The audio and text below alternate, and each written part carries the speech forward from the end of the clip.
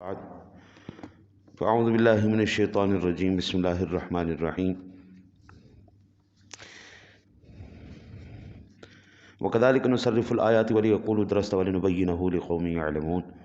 اور ہم اسی طرح آیتیں طرح طرح سے بیان کرتے ہیں اس لیے کہ کافر بول اٹھیں کہ تم پڑھے ہو، اور اس لیے کہ اسے علم والوں پر واضح کر دیں۔ اتبع ما اوحی الیک من ربک لا الہ الا ہو اعرض عن المشرکین، اس پر چلو جو تمہارے رب کی طرف سے وحی ہوتی ہے، اس کے سوا کوئی معبود نہیں، اور مشرکوں سے منہ پھیر لو۔ اللہ وحدہ لا شریک نے کفار کے اس بہتان کو واضح کرتے ہوئے ارشاد فرمایا کہ یہ جو کفار آپ پر اعتراض کرتے ہیں نا کہ آپ تو علماء کے ساتھ مناظرہ کرتے ہیں، مناظرہ کر کے، کیونکہ عام روٹین میں بندہ وہ مسئلہ نہیں بیان کرتا جب کسی کے ساتھ بحث ہو جائے یا مناظرہ ہو جائے تو اس وقت بندہ دلائل پیش کرتا ہے۔ عام روٹین میں وہ باتیں، وہ مسائل نہیں ہوتے، لیکن جب مناظرہ ہوتا ہے پھر کبھی بات کی جاتی ہے، بڑی زبردست دلائل پیش کیا جاتا ہے، کیونکہ پتہ ہے جو آگے سے بات کرنے والا ہے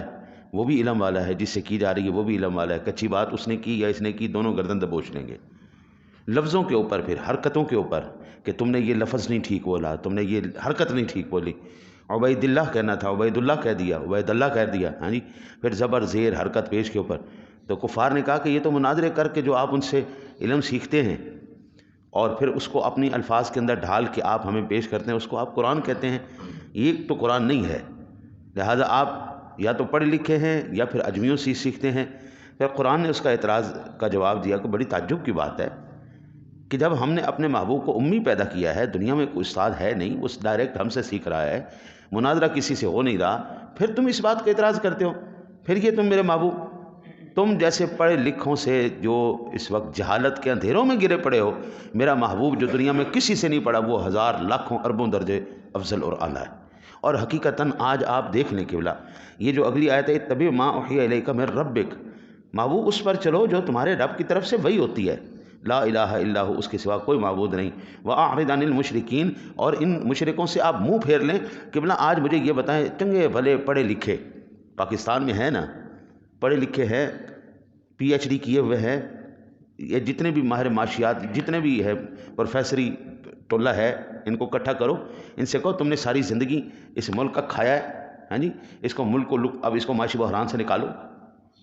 جتنی بڑی بڑی یونیورسٹیاں نے، لمز اور لم پر لم جتنے بھی یونیورسٹیوں والے ہیں، یہ جو دعویٰ کیے بیٹھے ہیں کہ جناب ہم بڑے پڑھے لکھے لوگ ہیں، لاؤ نکال کے لاؤ نا، اب تمہارے علم کدھر گئے؟ صرف اپنے کھان جوگے ہو، بس ایسا نہیں۔ میں تمہیں بتاتا ہوں، خدا کی قسم، یہ قرآن کا نظام آپ لے کے آئیں، یہ تو کہتے ہیں نا جی کہ 10 سال لگیں گے پاکستان کو اپنے پیروں پہ کھڑے ہوتے ہوئے، تو پھر ان کو ڈوب مرنا چاہیے کہ ان کا تو پھر علم ایسا ہی ہے نہیں، ان کی تعلیم ایسی ہے نہیں، ان کا نظام مزاج ایسا ہے ہی نہیں جو کسی غریب کا بھلا کر سکے۔ میں کہتا ہوں قرآن کا لے کے آؤ، خدا کی قسم تمہیں پہلے دن ہی قرآن کے نظام کو نافذ کرنے کی اللہ برکتیں نہ عطا فرمانا شروع کر دے تو مجھے آ کے پکڑ لے۔ قرآن جو ہے، قرآن وہ کسی ایک جیب کے اندر پیسے کو رکھنے کا قائل نہیں ہے۔ قرآن کہتا ہے ہر غریب کے منہ میں لقمہ جانا چاہیے۔ قرآن کا نظام ہے کسی جو انصاف ہے وہ کسی ایک کے گھر کی لونڈی نہیں بن جانا چاہیے، بلکہ ایک اگر غریب آدمی کے ساتھ بھی ناانصافی ہو تو اسلام کا دامن اس کے ہاتھ میں ہو اور عدل اس کی دہلیز میں پیش کیا جائے گا۔ یہ نہیں کہ لونڈی بنا کے رکھ دی گھر کو، جو دل کیتا جناب عدالتیں کھلوا لیاں، جو دل کیتا بند کروا لیاں، جس کا دل کیا جناب اپنے آپ کو دن دناتے ہوئے میں یہ کر رہا ہوں، کر کے بھی کھاؤ مینوں، ایسا نظام نہیں۔ تو اللہ ارشاد فرمایا پیارے محبوب، یہ جو ہم آپ کی طرف وہی کرتے ہیں محبوب، آپ اسی پہ چلیں، یہ باقی سارے نظام غلط ہیں، باطل ہیں۔ حضرت جی میں اتنا جانتا ہوں، اللہ نے اپنے نبیوں کو نا جی کوئی ایسا پیغام، ایسا نظام، ایسا جو ان کی تعلیمات تھیں ایسی نہیں تھیں کہ جو تعلیمات ان کے لیے نقصان دہ ہوں، یا وہ تعلیمات جو ہیں وہ انسانیت کے لیے نقصان دہ ہوں۔ لیکن میں نے حدیث پاک کے اندر پڑھا ہے، کریم آقا جی علیہ نبینا علیہ الصلوۃ والسلام حجرے میں جلوہ گر تھے، بعد سیدنا صدیق اکبر عمر فاروق اعظم رضی اللہ تعالیٰ عنہ بیٹھے ہوئے تھے۔ حضرت عمر فاروق اعظم نے اس طرح تورات کا پرچہ پکڑا ہوا جناب، تورات کا پرچہ پکڑ کے وہ پڑھ رہے ہیں۔ حضور نبی اکرم صلی اللہ علیہ وسلم تشریف لے آئے، آپ نے دیکھا عمر تورات پڑھ رہے، حضور کو اتنا جلال آ گیا، اتنا زیادہ غصہ آ گیا کہ آپ کا چہرہ انور سرخ ہو گیا۔ اب یہ کون سا نظام پڑھ رہے تھے؟ موسیٰ علیہ السلام کا نظام پڑھ رہے تھے، تورات کا پرچہ ان کے ہاتھ میں تھا، لیکن میرا نبی جلال میں آ گئے، غصے میں آ گئے. جب صدیق اکبر نے دیکھا کہ حضور جلال میں آ گئے تو آپ نے ایسے جو ہے نا جی مکی ماری عمر فاروق اعظم کو، اے تو دیکھتا نہیں؟ حضور کا چہرہ انور سرخ ہو گیا غصے کی وجہ سے. حضرت عمر فاروق اعظم گھٹنوں کے بھر کھڑے ہو کے نا جی عرض کرنے لگے، یا رسول اللہ ہم اللہ پر ایمان لائے، ہم اسلام کو، یا رسول اللہ ہم نے اسلام کو مانا، ہم آپ کو اللہ کا آخری رسول مانتے. یا رسول اللہ میرا یہ مقصد نہیں تھا کہ میں آپ کو جلال میں، میں آپ کو غصے میں لے کے آؤں. یا رسول اللہ میں تو صرف تورات کا پرچہ پڑھ رہا تھا. حضور نے فرمایا خدا کی قسم آج یہاں پہ موسیٰ علیہ السلام بھی ہوتے نا تو وہ میرا قرآن پڑھتے، وہ یہ تورات نہ پڑھتے، وہ میری پیروی کرتے. موسیٰ علیہ السلام بھی ہوتے تو وہ تورات نہ پڑھتے، وہ میرا قرآن پڑھتے، میری پیروی کرتے. حضرت جی اگر انبیاء کا دیا ہوا نظام بھی حضور کے آنے سے منسوخ ہو گیا، بس ختم، اب کوئی نظام نہیں، تو حضرت جی یہ تو آج کل تو شاہی کوئی نہیں ہے جناب کے بلا، آج کل تو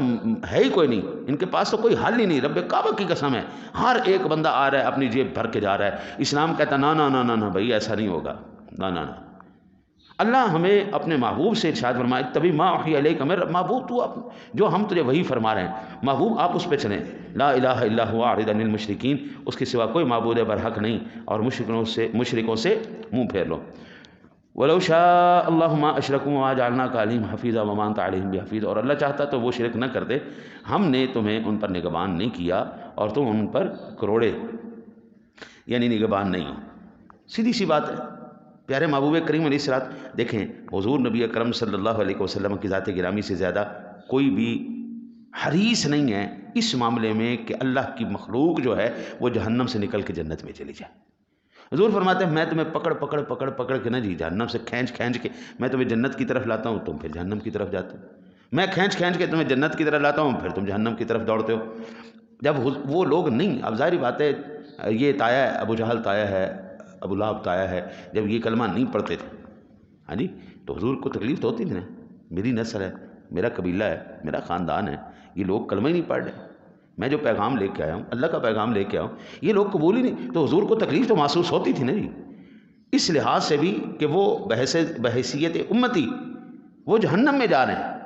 اس لیے بھی تکلیف. دوسرا یہ بھی درد محسوس ہوتا تھا میرے خاندان کے لوگ ہی میری مخالفت کر رہے ہیں، ہمارے گھر والے ہمارے کردار کو جانتے ہیں، ہمارے گھرانے کو جانتے ہیں، ہم کردار کے لحاظ سے ٹھیک ہیں، گفتار کے لحاظ سے ٹھیک ہیں، کوئی غلط پیغام نہیں دیا جا رہا. حضرت جی سینسیبل ہے نا جی، ایک سوچ ہے نا جی کہ بندہ دیکھے کہ جو بندہ ہمارے پاس پیغام لے کے آئے اس کا کردار کیسا ہے، اس کی گفتار کیسی ہے، اس کا لینا دینا کیسا ہے. اسلام کہتا ہے کہ آپ نے اگر کسی شخصیت کے بارے میں کوئی رائے قائم کرنی ہے تو یہ سفر کر لو اس کے ساتھ اور کھانا پینا کر لین دین کر لو، کچھ پیسے اس کے پاس امانت رکھوا کے امانت واپس لے کے دیکھ لو اور اس کے ساتھ سفر کر کے دیکھ لو، پتہ چل جائے گا بندہ کیسا ہے. میرے سونے نبی کا تو شب و روز ہی ان کے سامنے تھا بھائی. حضور کی پیدائش، حضور کی جوانی، حضور کی ساری زندگی، سارا خیش قبیلہ ہی وہی تھا، وہ سارا کچھ جانتے تھے. جب وہی جہنم میں جا رہے تھے، وہی اللہ کو جو ہے وہ نہیں مان رہے تھے تو حضور کو تو تکلیف ہونی تھی نا. پھر اللہ نے ارشاد فرمایا پیارے محبوب آپ ولو شاء اللہ ما اشرکوا، اگر اللہ چاہتا تو شرک نہ کرتے. سیدھے لفظوں میں اللہ نے ہدایت کے دروازے ہی بند کر دیے ان کے لیے اب ہدایت نہیں ہے بالکل. وما جعلناک علیہم حفیظا، اور ہم نے تمہیں ان پر نگہبان نہیں کیا. محبوب آپ سے تو سوال نہیں کیا جائے گا، ہدایت تو من جانب اللہ ہے نا. قبلہ جتنا بڑا مرضی کوئی مفتی ہو، عالم ہو، جتنا مرضی بڑا پیر فقیر جتنا مرضی وہ ہو، ہدایت میرے رب نے دینی. کبھی کبھی ہدایت جو ہے وہ اللہ وحدہ لا شریک جوتوں کے ذریعے بھی عطا فرما دیتا ہے. دیکھیں نا جی حضور داتا صاحب رحمۃ اللہ تعالیٰ علیہ ہیں، وہ جوگی رائے راجو جب آپ سے مناظرہ کرنے کے لیے آیا، مقابلہ کرنے کے لیے آیا، تو آپ قبلہ نے جوتیوں کو حکم فرمایا چلو بھی اٹھو. کبھی کبھی جوتے بھی سر پہ ٹھک ٹھک پڑتے ہیں نا جی، تو ان سے بھی اللہ ہدایت دے دیتا ہے. تو اللہ کے نیک بندے وہ یہ پہچانتے ہیں کہ پیار سے بات کرنے سے یہ بندہ سمجھ جائے گا، یا غصے سے بات کرنے سے سمجھے گا، یا پھر تھوڑی سی ٹھکائی کرنے سے سمجھے گا. وہ سارے جو ہے نا جی پینترے آزمانے کے بعد وہ اللہ اور اس کے رسول کے راستے میں لے آتے ہیں نیک بندے. لیکن اللہ کہتا ہے کہ وما جعلناک علیہم حفیظا، محبوب جن کی ہم نے وہ ہدایت کی کھڑکی بند کر دی ہے، محبوب آپ سے ان کے بارے میں تو سوال نہیں کیا جائے گا. ہم نے محافظ تو نہیں بنایا نا جی، نگہبان تو نہیں کیا. وما انت علیہم بوکیل، اور تم ان پر نگہبان نہیں ہو، نہ